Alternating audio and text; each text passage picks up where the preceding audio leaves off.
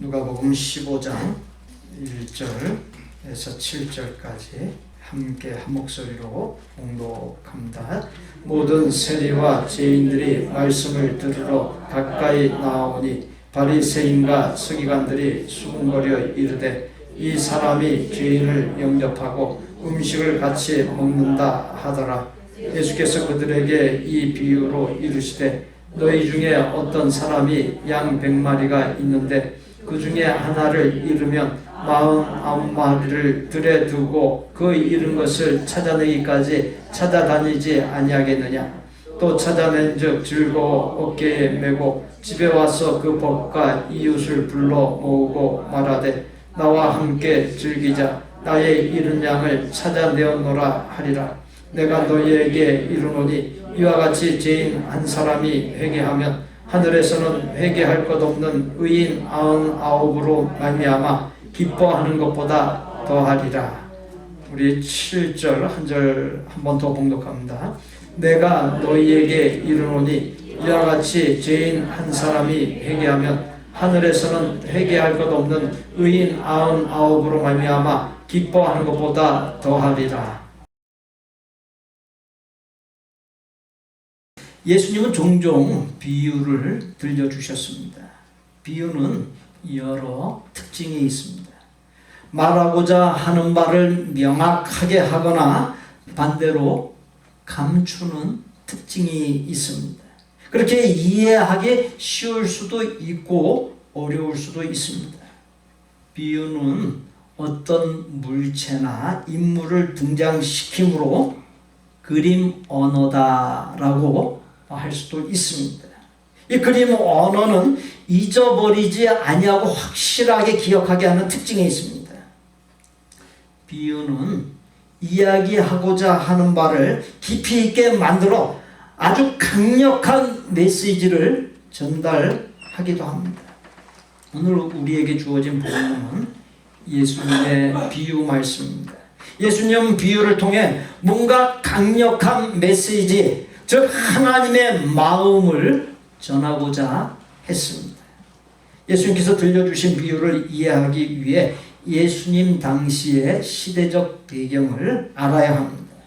본문 1절에 모든 세리와 죄인들이 말씀을 들으러 가까이 나오니 모든 세리와 죄인들이라 했는데 이는 적지 않은 많은 수를 가리킵니다. 예수님이 살던 당시는 지중해 연안에 많은 나라가 로마의 식민지로 있었습니다. 예수님이 살고 있던 이스라엘은 많은 로마의 식민지 중 한 지역이었습니다.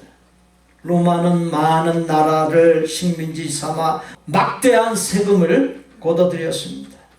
로마는 세금을 직접 거두지 않았습니다. 식민지 백성에게 미움 살만한 상황을 만들지 않았다는 것입니다. 각 지역의 행정관들에게 세금 할당량을 정해주었고 행정관들은 세리를 시켜 세금을 거두게 했습니다. 그런데 한 가지 문제가 있었습니다. 세리의 월급을 따로 정해놓지 않았다라고 하는 사실입니다. 그러다 보니 세리는 사람들에게 많은 액수의 세금을 부과했습니다. 로마에 보낼 세금도 걷어야 했고 지방 행정관에게 따로 떼어줄 세금도 걷어야 했고 거기에다가 자신이 먹고 살 월급도 세금으로 걷어야 했습니다. 어떤 악독한 세리는 아주 많은 세금을 물려 엄청난 부자가 되기도 했습니다. 복음서에 나오는 인물인 스게오의 경우는 여리고라고 하는 지역에서 세관장, 즉 세리 중 우두머리였습니다.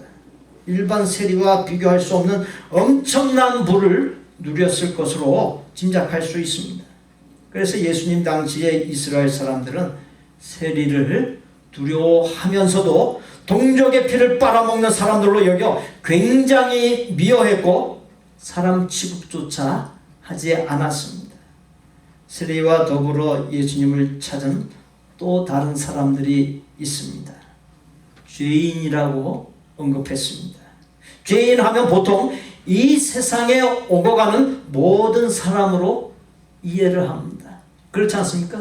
인간 역사에 오고 가는 사람 중에서 죄인 아닌 사람은 단 한 사람도 없습니다. 그런 이해와는 달리 예수님 당시에 이스라엘 땅에서 죄인하게 되면은 모세 때 만들어진 율법을 지키지 아니하는 사람을 가리킵니다. 율법 중에서 특히 정결법을 지키지 않은 사람을 가리키는데 히브리어로 암하레츠 곧 땅의 사람들이라 불렀습니다. 그들은 먹고 살기에 바빠 유대교의 율법이나 신앙 행위에 별로 관심이 없었던 하층민들 사람입니다. 그들은 정결한 음식을 먹지 않았고 육체가 정결하지 못했고 직업이 정결하지 못한 사람들입니다. 유대인들은 돼지치는 사람들, 매춘부들을 부정한 직업의 사람들로 여겼고 병자들, 특히 나병 환자, 앞을 못 본 사람, 듣지 못하고 말하지 못하는 사람, 걷지 못하는 사람, 귀신 들린 사람을 죄 때문에 그렇게 된 것으로 여겨 모두 죄인으로 취급했습니다. 또한 가난한 사람조차 죄인의 범주에 넣었습니다. 죄인을 한마디로 규정하면 사회적으로 인정받지 못하는 사람들을 총칭한 것으로 보면 됩니다. 특히 바리새인들은 그러한 사람들을 아주 싫어했고 몹시 무시하고 경멸했습니다. 주어진 본문에 가면 모든 세리와 죄인들이 말씀을 들으러 가까이 나왔다 했습니다. 이 본문 바로 직전의 절인 누가복음 14장 35절에 가면 예수님께서 들을 귀가 있는 자는 들을지어다 말씀했습니다. 예수님께 나온 많은 수의 세리와 죄인들은 자신들의 죄와 허물, 부족함을 알고 예수님을 찾았습니다. 예수님께서 무슨 말씀을 하든지 들을 준비가 되어 있는 사람들입니다. 어떤 사람이 복된 사람입니까? 예수님께서 무슨 말씀을 하시든지 들을 준비가 되어 있는 사람이 복 있는 사람. 또 목회자가 하나님의 말씀을 따라 바르게 권면하는 것을 귀담아 듣고 따르는 사람이 복이 있는 사람입니다. 세리는 동족에게서 세금을 과하게 걷어들여 부자가 되었지만 또 다른 한편으로는 양심의 가책을 느껴 마음이 편치 않았습니다. 동족에게서 늘 따돌림 당하여 늘 외로웠습니다. 죄인들 역시 사람들에게 경멸의 대상이었고 따돌림 당하였기에 외롭기는 마찬가지였습니다. 세리와 죄인들이 말씀을 들으러 예수님께 가까이 나아가자 바리새인들과 서기관들이 수군거려 이 사람 곧 예수가 죄인을 영접하고 음식을 같이 먹는다라며 비아냥대고 몹시 못마땅하게 여겼습니다. 죄인을 영접했다는 것에서 영접이라고 하는 말은 손님을 맞이했음을 가리킵니다. 유대인 문화에서 음식을 같이 먹는다는 것은 한 끼의 식사를 함께하는 단순한 차원의 것이 아닙니다. 상대방을 친구로 나와 같은 부류로 여긴다라고 하는 것을 의미합니다. 그러니까 이 세리들과 죄인들이 예수님 앞에 나왔을 때 예수님께서 자신과 동등한 그러한 수준에까지 이 사람들을 끌어올렸다는 거예요. 그렇게 대접하고 그렇게 환영하고 그 사람들을 갖다 기뻐 맞이했다라고 하는 것입니다. 예수님은 비아냥되고 못마땅해 해하는 바리새인과 서기관들에게 비유를 들려주었습니다. 양 100마리 중 한 마리를 잃은 사람이 나머지 양을 들에 두고 잃은 한 마리의 양을 찾으러 다니고 그 양을 찾은 후에 친구와 이웃을 불러 잔치를 벌인다는 비유입니다. 잔치를 벌이게 되면 잔치를 위해서 양을 한 마리 또는 몇 마리 잡아야 하는데 그렇게 되면 그 찾은 한 마리의 양이 무슨 의미가 있느냐라고 반문을 제기할 수 있습니다. 예수님께서 들려주신 비유를 제대로 이해하려면 본문 7절을 보아야 합니다. 내가 너희에게 이르노니 이와 같이 죄인 한 사람이 회개하면 하늘에서는 회개할 것 없는 의인 99으로 말미암아 기뻐하는 것보다 더하리라. 바로 이것이 예수님께서 비유를 통해 하시고 싶어 했던 말씀입니다. 죄인 한 사람이 죄를 깨닫고 회개하면 하늘에서 곧 천국에서 회개할 것 없는 의인 99으로 말미암아 기뻐하는 것보다 더하다는 것은 말씀의 제목에서 보듯 하나님께 있어서 최고의 기쁨이 된다라는 것입니다. 죄인 한 사람이 교회에 나와 거듭나 죄 씻음 받고 구원받는 것은 하나님께 최고의 기쁨을 안겨주는 최고로 커다란 일입니다. 한 사람이 구원받을 때 하나님 나라에서 잔치가 벌어진다는 거예요. 축제가 벌어진다는 것입니다. 본문에서 예수님의 말씀을 들으러 예수님께 가까이 나온 많은 세리와 죄인들은 잃은 양 한 마리에 해당하는 사람들이 모든 세리와 죄인들이라고 했습니다. 아마도 예수님께 대한 소문을 듣고 너도 나도 할 것 없이 모여 든 듯합니다. 한 사람의 죄인이 아는 수많은 죄인입니다. 그렇게 하나님께서 형언할 수 없이 기뻐하셨을 것이고 하나님 나라에서 상상을 초월한 대잔치 대파티가 벌어졌을 것으로 보입니다. 한 명이 돌아오는 것도 기쁨을 이기지 못해 하시고 감격스러워 하시는데 수많은 죄인들이 하나님 앞에 나오는데 그 하나님의 기쁨을 어찌 말로 다 표현할 수 있겠습니까? 하나님의 최대 기쁨, 최대 관심사가 잃은 양 한 마리에 해당하는 죄인이 하나님의 교회에 나와 구원 얻는 것에 있습니다. 이것을 이 자리에 있는 내 자신에게도 적용할 수 있습니다. 내가 이미 구원받았지만 그 구원이 하나님께서 다음 세상인 하나님 나라로 부를 때까지 주일 성수로 이어져야 하고 예배로 이어져야 하고 하나님의 말씀 따라 온전한 믿음과 삶을 사는 것으로 이어질 수 있어야 합니다. 그렇게 할 때 하나님께서 내가 구원받을 때 가지셨던 최고의 기쁨을 계속 나를 바라보면서 그 기쁨을 누릴 수 있습니다. 반대로 내가 구원받았지만 구원 이후에 흐트러진 삶의 모습, 시들시들한 믿음의 모습을 보이고 구원받기 이전에 죄악되고 헛된 모습으로 살아가게 될 때 하나님께서 몹시 염려하고 마음 아파하시게 됩니다. 더 나아가서는 진노하시게 되고 그리고 하나님께서 매질을 가하시고 심판하실 수도 있는 것입니다. 구원하시기로 한 것을 갖다가 번복하실 수도 있는 것입니다. 마태, 마가, 누가 등 세 복음서에 예수님께서 말씀하신 것으로 똑같은 내용이 기록되어 있습니다. 대표로 마태복음 16장 26절을 보면 사람이 만일 온 천하를 얻고도 제 목숨을 잃으면 무엇이 유익하리요? 사람이 무엇을 주고 제 목숨과 바꾸겠느냐? 이 자리에 있는 사람 그 누구일지라도 자기 목숨하고 세상하고 바꿀 사람이 있습니까? 세상을 다 얻는 걸 갖다 조건으로 들어주고 네 목숨 데려가겠다. 네 목숨 지금 이 즉시로 끝난다. 그렇게 바꿀 사람이 있어요? 단 한 명도 없습니다.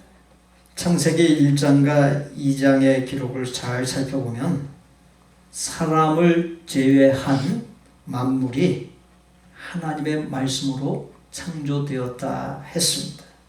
사람은 하나님의 말씀이 아닌 하나님께서 손으로 직접 하나님의 형상과 모양대로 만드신 것으로 나옵니다.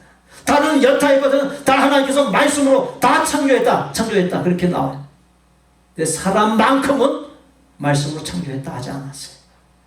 하나님께서 직접 땅의 흙으로 빚어서 만드시고 그 코에 생기를 불어넣으셨다 했습니다. 그렇기에 하나님께 있어서 인간은 이 세상의 그 무엇과도 견줄 수 없는 아주 특별한 존재요, 가장 귀한 존재입니다. 예수님은 예수님께 나온 세리와 죄인들을 온 천하하고도 바꿀 수 없는 특별한 존재, 아주 가장 귀한 존재로 보고 맞이했던 것입니다. 예수님의 말씀대로라면 한 사람의 생명의 가치는 이 세상에 그 무엇과도 견줄 수 없으며 그 생명의 가치는 참으로 무한합니다. 온 천하하고도 바꿀 수 없는 온 천하보다 귀한 한 사람이 멸망에 이를 죄에서 건진 곧 구원받았으니 하나님께 최고의 일이요 최고의 기쁨이 아닐 수 없는 것입니다. 하나님께서 최고의 기쁨 삼으시며 기뻐 어쩔 줄 몰라 하시고 감격하시는데 어째 이 자리에 우리가 가만히 있을 수 있겠습니까? 마을 모퉁이에 세워진 지 오래되었으나 사람들이 거의 다 도시로 이주해버린 까닭에 해마다 교인 수가 줄어들고 있는 아주 작은 교회가 있었습니다. 여름 성경학교가 열렸고 10여 명의 남짓한 아이들이 모여 예배를 드리고 있었습니다. 특별 활동 시간이 되었습니다. 아이들은 배운 대로 전도지를 들고 각각 집으로 찾아다니면서 전도했습니다. 그 마을에서 유난히 키가 작은 한 아이, 그런데 아이가 어린 한 아이가 평소에 근처에도 가보지 못한 의리의리한 별장을 방문하기로 마음먹었습니다. 그 집 초인종을 눌렀습니다. 아무 인기척이 없자 망설이던 아이는 다시 한번 초인종을 눌렀습니다. 얼마간의 시간이 흐른 후에 인기척과 함께 문이 열렸습니다. 얼굴에는 수심이 가득하고 초점조차 없는 한 아주머니가 힘에 겨운 듯 겨우 문을 열고는 아이를 바라보았습니다. 무슨 일이냐? 아줌마, 예수님에 대해 아세요? 아니, 난 관심 없다. 그만 가버려. 아줌마, 예수님은 저랑 아줌마를 사랑하신대요. 글쎄 귀찮으니 그냥 가라니까. 그 아주머니는 귀찮은 듯이 아이에게 가라고 하고는 문을 닫고 들어가 버렸습니다. 아이는 하는 수 없이 손에 들고 있던 전도지를 문 사이에 끼워놓고 돌아갔습니다. 며칠 후 마을 교회의 예배에 한 여인이 참석했습니다. 예배 후 목사님이 그녀에게 물었습니다. 어떻게 나오시게 되었습니까? 그러자 여인은 갑자기 울음을 터뜨렸습니다. 저는 어떤 한 아이의 전도를 받고 나오게 되었습니다. 저는 도박으로 재산을 날려버리고 빚까지 지게 되었습니다. 오랫동안 괴로워하다가 자살을 결심했습니다. 막 자살하려는 순간에 초인종이 울렸습니다. 2번씩이나 누르는 통에 문을 열었고 한 아이를 만났습니다. 그 아이가 돌아간 후 문에 끼어있는 전도지를 읽었는데 나의 예전 생활도 또 자살하려고 했던 생각도 모두가 커다란 죄였다는 사실을 알게 되었습니다. 하나님이 저를 사랑하신다는 사실도요. 그 아이가 제 생명의 은인입니다 라고 말을 하더라는 것입니다. 어마어마한 별장에 살았으나 전 재산을 도박으로 날리고 빚까지 져 괴로워하며 자살하려는 순간에 한 어린아이가 전한 아줌마, 예수님은 저랑 아줌마를 사랑하신대요. 이 말과 전도지가 지난날의 죄악을 깨우치고 하나님의 사랑을 깨닫고 하나님 앞에 나아가 구원받게 한 것입니다.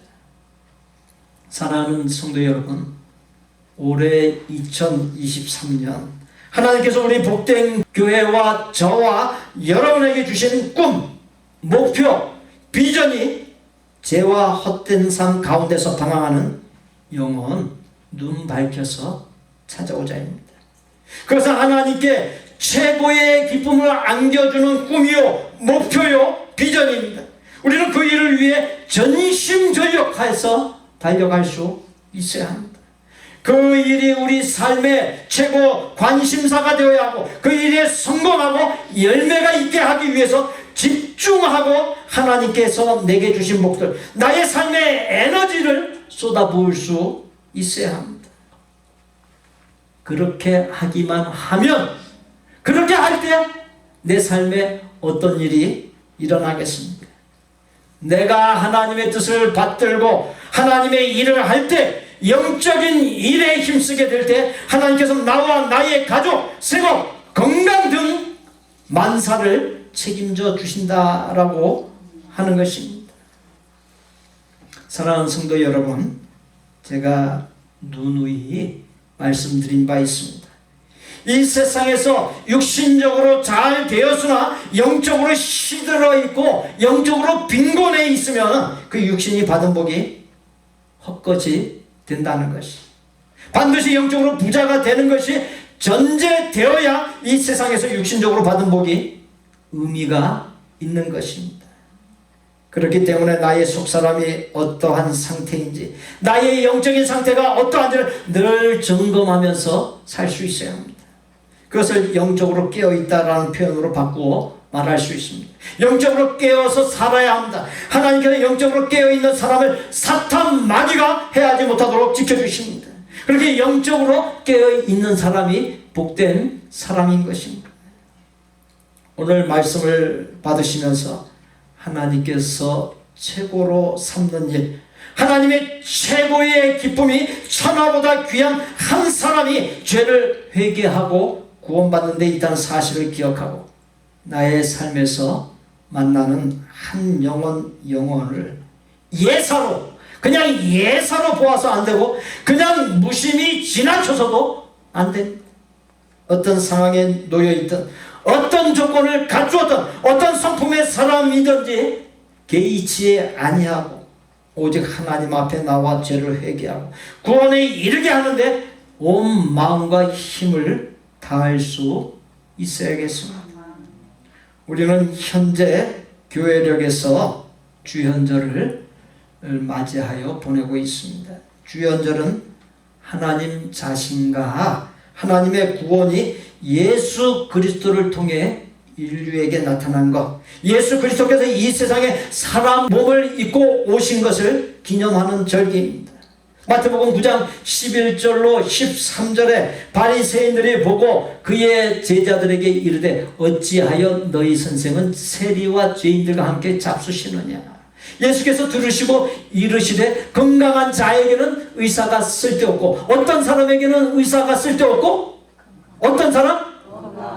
건강한 사람에게는 의사가 쓸데없고 병든 자에게야 쓸데있느냐. 너희는 가서 내가 궁혈을 원하고 제사를 원하지 아니하노라 하신 뜻이 무엇인지 배우라. 나는 의인을 부르러 온 것이 아니요 죄인을 부르러 왔노라 하시니라. 누가복음 5장 32절에 내가 의인을 부르러 온 것이 아니요 죄인을 불러 회개시키러 왔노라. 누가복음 19장 10절에 인자가 온 것은 잃어버린 자를 찾아 구원하려 함이니라. 요한복음 12장 47절 후반부에 내가 온 것은 세상을 심판하려 함이 아니요 세상을 구원하려 함이로라. 디모데전서 2장 4절에 하나님은 모든 사람이 구원을 받으며 진리를 아는 데에 이르기를 원하시느니라.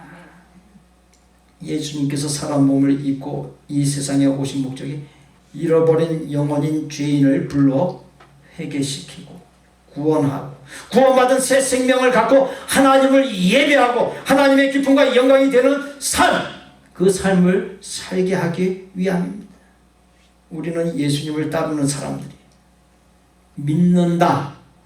믿는다는 것을 정의하면 예수님을 따라가는 것, 예수님을 닮는 것이라 할 수 있습니다. 예수님을 따라간다는 것, 닮는다는 것은 예수님이 이 세상에 오신 목적을 나의 삶의 목적 삼는다는 것이 됩니다. 저 예수님처럼 잃어버린 영혼, 죄와 헛된 삶 가운데 방황하는 영혼을 눈 밝혀서 찾아오는 것을 내 삶의 목적 삼아야 한다는 것이. 또 다른 한 가지로서 하나님께서 이미 구원받은 나를 보실 때 내가 지속적으로 하나님의 최고의 기쁨이 되기 위해 구원받은 자의 증표가 뚜렷한 삶, 예수님을 따라가고 예수님의 형상을 담는 아름다운 변화가 끊임없는 삶을 살 수 있어야 합니다.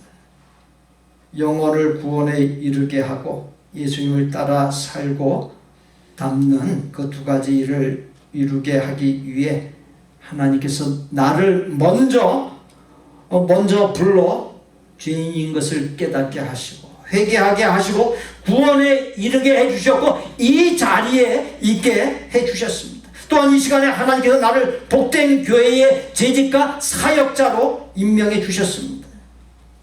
복된 교회의 재직과 사역자인 내가 영혼을 구원에 이르게 하고 예수님을 따라 살고 담는 그 두 가지 일을 나의 삶에서 가장 중요한 일로 여기고 나의 존재 이유요 삶의 목적 삼을 수 있어야 하겠습니다.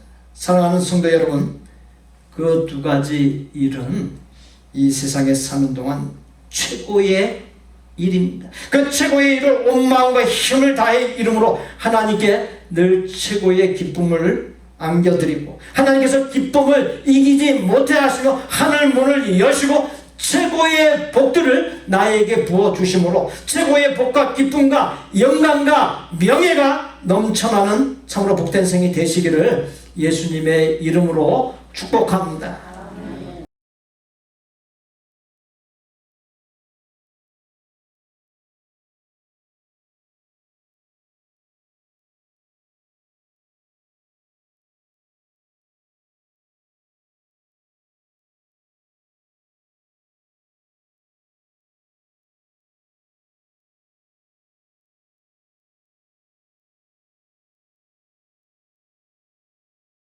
우리 구주 예수 그리스도의 은혜와 아버지 하나님의 거룩하고 완전한 사랑과 성령님의 교통 내주 역사하심이 천하보다 귀한 영혼 구원을 위해 마음과 힘을 다하고 하나님께서 하나님의 나라로 부르실 때까지 끊임없이 예수님을 따라 살고 예수님을 닮고 반드시 영적인 부자가 되어 이 세상에서 받은 복이 허무하게 되지 아니하는 삶을 삶으로 하나님께 최고의 기쁨이 되고 하나님께서 부어주시는 최고의 기쁨과 명예와 영광이 넘치는 승리하고 성공하는 생이 되기를 소원하고 작정하는 아름다운 마음의 성도들과 그 가족과 생업과 학업과 대인관계와 미래 위에 우리 복된교회 신앙 공동체 위에 우리가 사랑을 나누는 곳들과 사역자들 위해